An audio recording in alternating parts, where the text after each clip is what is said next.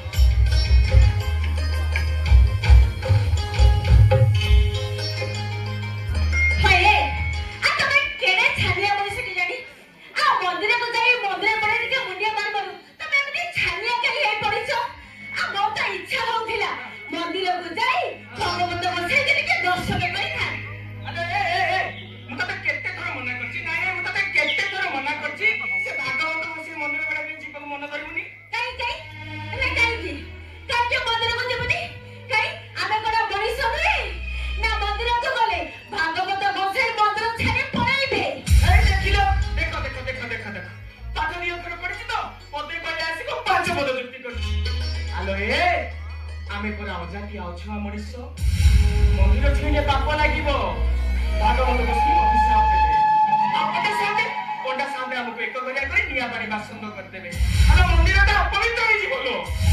କଣ କଲେ ତମେ? ଆମେ ମନ୍ଦିରକୁ ଗଲେ ମନ୍ଦିର ଅପବିତ୍ର ହେଇଯିବ। ଆଚ୍ଛା ଦେଖି କହିଲ ମହାପ୍ରଭୁ ଜଗନ୍ନାଥ ଦାସିଆ ଦାରୁ ହାତରୁ ନଡ଼ିଆ ନେଇଥିଲେ କେମିତି?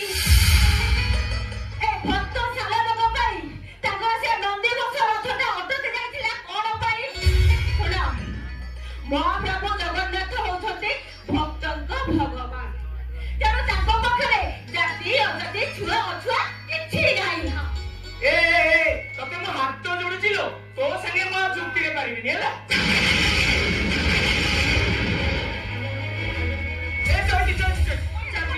ମେଘ ବର୍ଷା ଆସିଲାଣି ଚାଲ ଯିବା।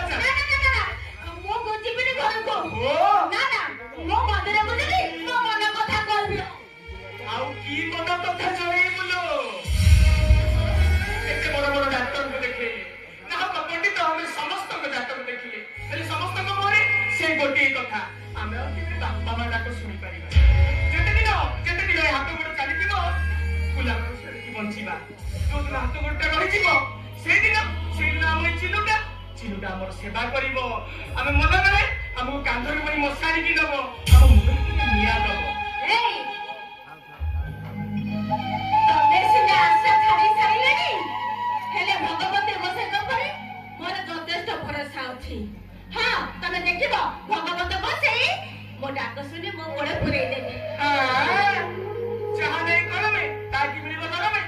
ହଉ ଠିକ ଅଛି ତୋର ଯଦି ଭାଗବତ ଗୋସାଇ ଉପରେ ଏତେ ବିଶ୍ୱାସ ତାହେଲେ ଏଇଠି ଥାଏ ଭାଗବତ ଗୋସାଇଙ୍କୁ ଜଣା। ମୁଁ ଦେଖିବି ନା ଭାଗବତ ଗୋସାଇ କେମିତି ତୋ ମନ କଥା ଶୁଣୁଛି। ଠିକ ଅଛି ତୁ ଜଣା। हे भगवता गोसाई, ये चैती